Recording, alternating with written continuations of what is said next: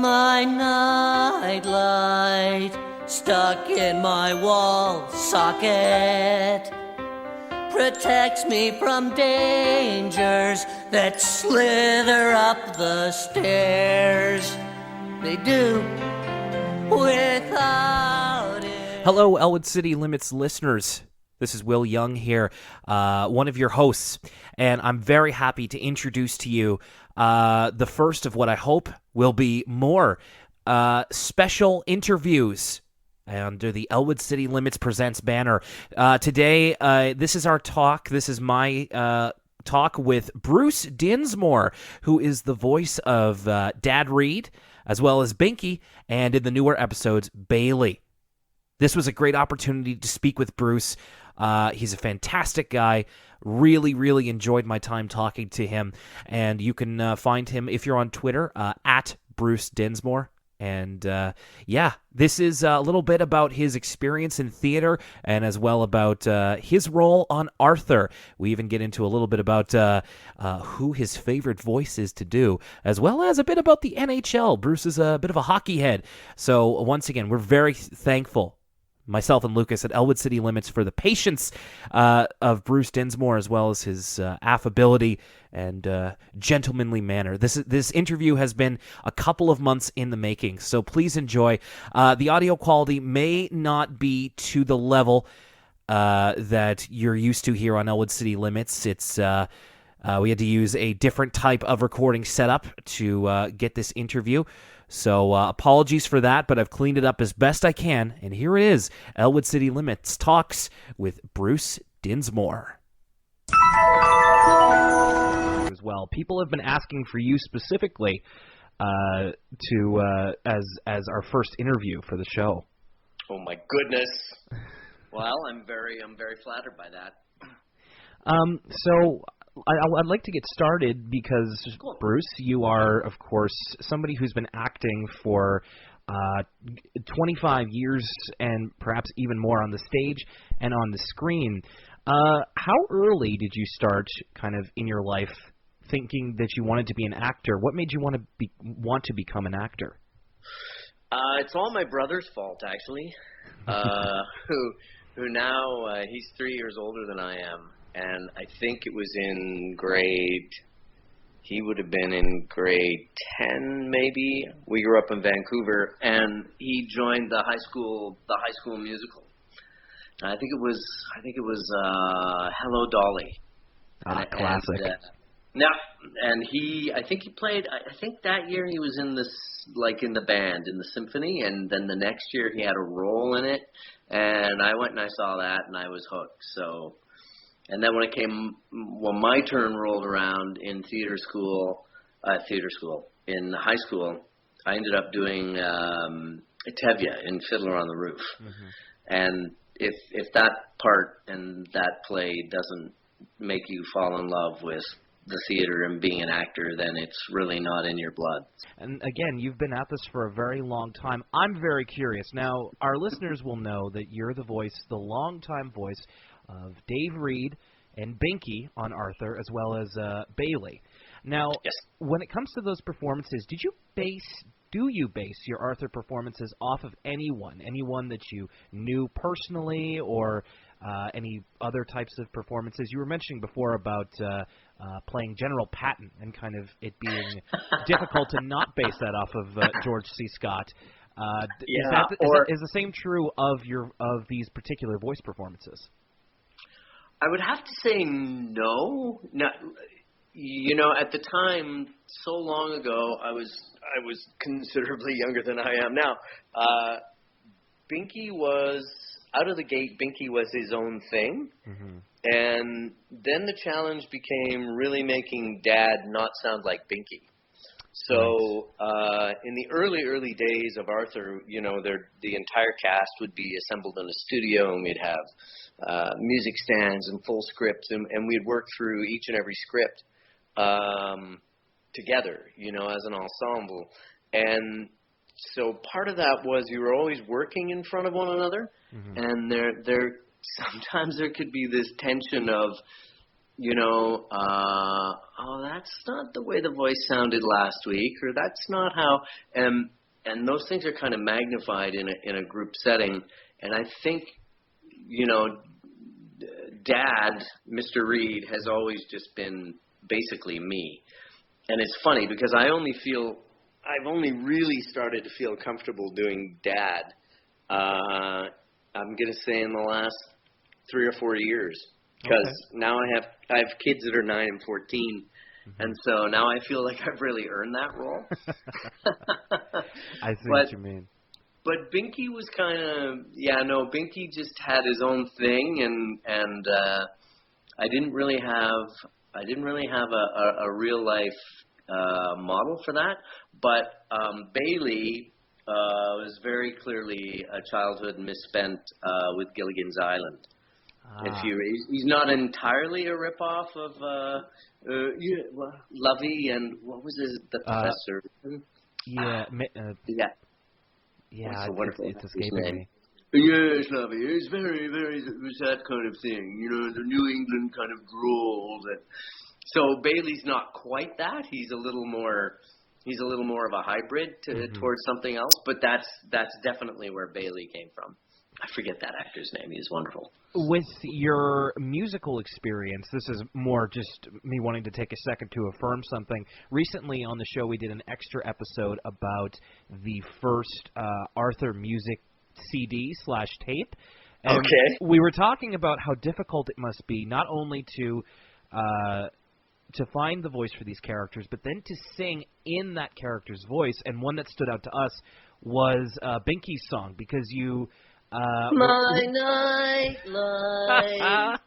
glowing in my wall socket. Yeah, and I'm personally very impressed at how you're able to effectively communicate that character and sing very well at the same time. That must be a very unique challenge as a voice actor. That's cool. Well, thank you for the compliment. I'd have to say that now Binky is so locked in. And the same with people like Danny Brochu, who's been doing, Buster for years, and Jody, and Arthur Holden, who does Ratburn. That we could pretty much do anything in those voices, and that's a good thing, because in some of the episodes we've had to, like the Downton Abbey episode. So that's Binky through the filter of a British accent, through the, we've done, there's been French accents, there's been all kinds of stuff that we've had to, There was a brief one in an episode where you had to do Binky through the lens of how Muffy sounds. So almost imitating one of the other actors, Melissa Altro, I believe. Yeah. Doing Muffy's voice. So that must have been another challenge. It's been kind of intense and I think really fun, because in this day and age it's rare that you catch lightning in a bottle like we have, like PBS and Mark Brown and all the people at WGBH have with Arthur.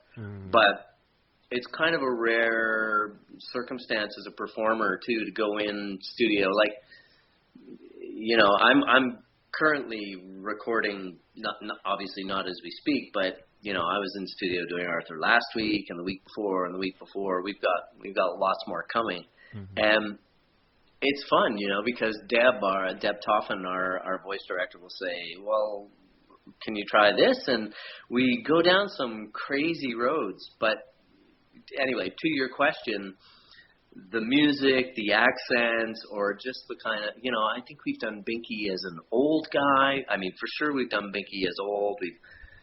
It's a lot of fun. And I couldn't think of anything more locked in. So if whenever anyone asks me to do the Binky voice, or, in the grocery store or anything, it's really not a problem, because I access it pretty easily. Do you find that you get noticed by kids or by families, parents who have seen the show? No. It's a totally. There's kids. I live in a pretty small town. I live outside of Montreal in a little town called Hudson. no one would ever know, but that's part of the fun of it, actually, is that every now and again I'll have someone come up to me, you know, I'll be with my daughter at the pool or something, and someone will come up to me, you know, kind of semi-frantic and say, I heard that you're this. And I'll go, yeah. And then if it's a kid, I always get them to close their eyes, and then I just do the voice. And I've had some amazing reactions. I had a young woman burst into tears. Oh, like that's just from like sheer joy. She was just like, that was my favorite show. But like a completely composed young woman just lose it, right? Mm-hmm. So it's kind of fun in that way that it's no one would suspect that you're, you know, this semi-beloved character on this show that's been around for a long time, unless they, I don't know, had an in to that information. Or sometimes I do some corporate work like any actor to pay the bills. So I do radio ads and stuff, and every now and again someone will say, "Hey, wait a minute, do you know?" And they'll equate my regular speaking voice with Dad's voice and make the connection that way. But it's rare that. But I have to say, as an actor, it's kind of a nice thing to have. Not, you know, there are a lot of really good actors that have done a lot of, you know, interesting film and TV, but it's really nice to have something in your back pocket when you tell people that you're an actor that generally 99% of them will go, oh yeah, I've heard of that, or oh yeah, I've seen that. It's kind of a relief in that you don't have to justify your existence, you know. I mean, already if someone's saying, so what do you do for a living, and you're an actor, it's kind of a semi-fail, you know. Right. It's like, if you don't know, so it's always nice to be able to say, have you ever seen this show called, and you bring out the, you know, the Arthur card, and invariably, whether the person's a parent or grew up with it, or at least they've heard of it, you know. Arthur's first episode, it aired in October of 1996, so it's been airing since the late 90s, over 20 years. What's it been like to be part of the show since the very beginning? And I'll give you a bit of context here. When Arthur aired, I was 6 years old at the time, and now, you know, 20-some years later, I never thought, you know, to say to my 6-year-old self who was in love with Arthur, one of these days you're going to get to talk to the guy who voices Binky. Like, never in a million years would I have dreamed that, and you've been there since the very beginning. And you mentioned how, you know, it's kind of changed a little bit. You used to be do the face-to-face with people. And when you recorded. Any other big changes that you've seen as Arthur has grown in popularity and stayed popular for over 20 years? Well, you know what? I mean, the way we do it has really changed. Like, for example, now in studio, it's very rare that it's not just every single character, kind of one at a time. And we'll have Deborah, our voice director, usually in Toronto, and Carol Greenwald, exec producer, will be on the phone from Boston, and there'll be other producers and people, and Greg Bailey, our longtime animation director, will be in studio, and Chantal Paget, our coordinator, all these great people. First of all, they're all the same. They've all been there from day one, and I think the writing team has never lost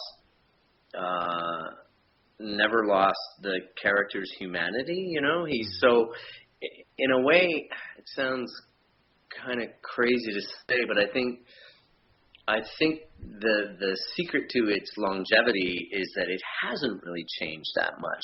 The way we do it has changed. We're you know, we're not all in a room together anymore, but that also allows for some cool stuff. You know, our voice director was in LA recently, and I can't give anything away, but you know, taping with an actress that everyone would know, and you know that I think it's more accessible for the show now with technology to access some of the really interesting characters that we've had, the real life characters that the show's had on. And I think that's also a part of its enduring quality too, is that there's been Yo-Yo Ma's and Michelle Kwan's and Mr. Rogers and these, there's been some iconic people who the show has a certain kind of cred, a street cred that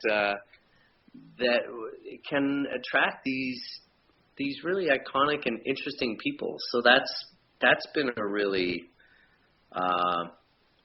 fun thing to be a peripheral part of. I mean, I haven't been in studio with all these people. I've met some folks. I was famously, I don't know what I think I was shooting something, and I wasn't there the day that some people recorded with Mr. Rogers. I think Binky's in the episode, or Dad is, but we picked me up on another day. But I seem to recall everyone wearing cardigan sweaters to studio when we recorded with Mr. Rogers, or at least Danny did. Yeah. I don't know. I hope I'm not making that story up. I'm pretty sure I'm not. But, so I would attribute that to its longtime success, and also the kind of, the authentic experience of growing up, of making mistakes, of learning things.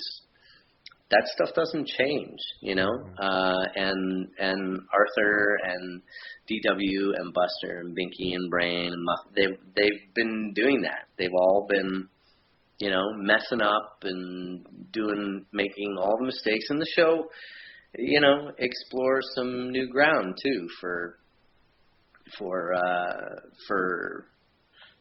animated territory, and yeah, I think deserves a bit of credit for being brave.